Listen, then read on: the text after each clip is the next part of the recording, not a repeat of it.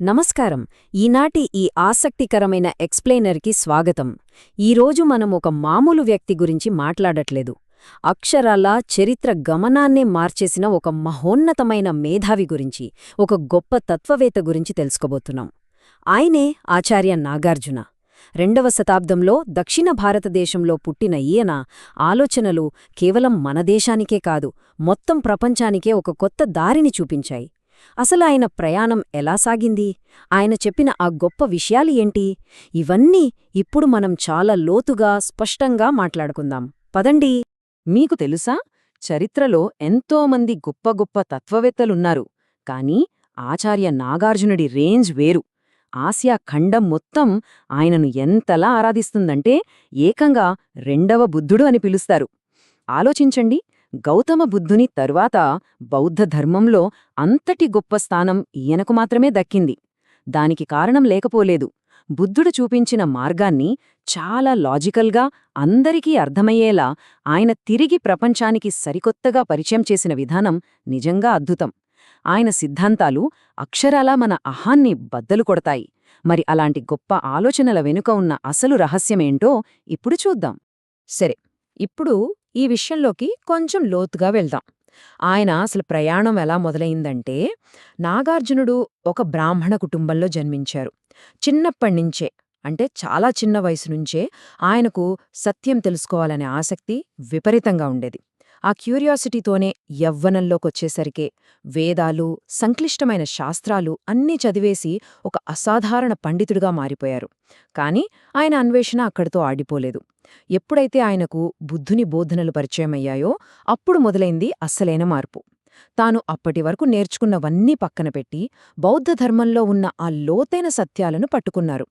అదొక చాలా గొప్ప మేధోపరమైన పరివర్తన అని చెప్పాలి. ఆ తర్వాత ఏం జరిగిందంటే, ఆయన ఆ జ్ఞానాన్ని తనలోనే ఉంచుకోలేదు. బౌద్ధధర్మాన్ని నలుమూలలా వ్యాప్తి చేయడమే తన జీవిత లక్ష్యంగా పెట్టుకున్నారు.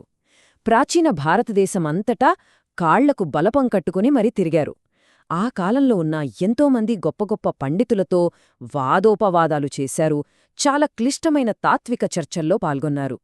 తన మాటల పదునుతో, తిరుగులేని లాజిక్తో బౌద్ధ సిద్ధాంతాలు ఎంత గొప్పవో అందరికీ అర్థమయ్యేలా చెప్పారు. అజ్ఞానంలో ఉన్న సమాజానికి ఒక కొత్త వెలుగునిచ్చారు. నిజం చెప్పాలంటే ఆయన చేసిన ఈ మేధోమదనం వల్లే బౌద్ధ ధర్మానికి ఒక కొత్త ఊపిరి పోసినట్లయింది. ఇక్కడ మనం కొంచెం నెమ్మదిగా చాలా ఆసక్తికరమైన ఒక విషయాన్ని అర్థం చేసుకోవాలి. మహాయాన బౌద్ధంలో ఒక గొప్ప కాన్సెప్ట్ ఉంది. అదే శూన్యత. శూన్యత అంటే ఎంటీనెస్, అస్సలు ఏమీ లేదు అని కాదు సుమా. మనకు ప్రతిదానికి ఒక శాశ్వతమైన ఉనికి ఉందనే భ్రమ ఉంటుంది కదా, దాన్ని బద్దలు కొట్టే సిద్ధాంతమిది. ఈ ప్రపంచంలో దేనికి, చివరకు మన ఈగోకి కూడా ఒక స్వతంత్రమైన పర్మనెంట్ ఉనికి లేదని ఆయన చెప్పారు. ప్రతిదీ ఇంకొక దానిపై ఆధారపడే ఉంటుంది. దీన్నే పరస్పర ఆధారితమంటారు. అంటే సింపుల్గా చెప్పాలంటే ఇక్కడ ఏదీ ఒంటరి కాదు, ఒకదానికొకటి లింక్ అయి ఉంటాయి. ఈ ఒక్క ఆలోచనను అర్థం చేసుకుంటే చాలు, మనం ప్రపంచాన్ని చూసే కోణమే పూర్తిగా మారిపోతుంది. మరియు ఇది ఇంకొక అద్భుతమైన విషయాన్ని వివరిస్తుంది. చూడండి, మనుషులు సాధారణంగా 2 ఎక్స్ట్రీమ్స్లో ఉంటారు. ఒకవైపు భౌతిక సుఖాలు, అంటే ఏది శాశ్వతం కాదు కదా అని విపరీతంగా ఎంజాయ్ చేయడం, భోగాలకు బానిసవ్వడం. ఇంకోవైపు చూస్తే కోరికలన్నీ చంపుకోవాలని శరీరాన్ని కష్టపడుతూ చేసే కఠినమైన సన్యాసం. ఆచార్య నాగార్జునుడు ఈ 2 పద్ధతులను తీవ్రంగా వ్యతిరేకించారు. సత్యమనేది ఈ రెండింటిలోనూ లేదు అన్నారు. మరి పరిష్కారమేంటి? ఈ 2 ఎక్స్ట్రీమ్స్కి మధ్యలో ఒక దారి ఉంది. అదే మధ్యమ మార్గం. బ్యాలెన్స్డ్గా ఉండే ఈ మధ్యమ మార్గం ద్వారా మాత్రమే నిజమైన మోక్షం లభిస్తుందని ఆయన లోకానికి చెప్పారు. ఈ మధ్యమ మార్గాన్ని ప్రపంచానికి అత్యంత లాజికల్గా, వివరంగా చెప్పటానికి ఆయన ఒక అద్భుతమైన పుస్తకం రాశారు. అదే మూలమాధ్యమక కారిక. ఇది బౌద్ధ తత్వశాస్త్రంలోనే కాదు, మొత్తం ప్రపంచ ఫిలాసఫీ హిస్టరీలోనే ఒక పెద్ద మాస్టర్పీస్. ఏకంగా 1500 ఏళ్ల క్రితమే మనిషి ఆలోచనలకున్న లిమిట్స్ ఏంటి అనేది ఆయనెవ్వరూ కాదనలేని ఒక లాజికల్ పద్ధతిలో రాశారు. ఆ లాజిక్ చూస్తే ఇప్పటి ఆధునిక తత్వవేత్తలు కూడా అవాక్ కావాల్సిందే.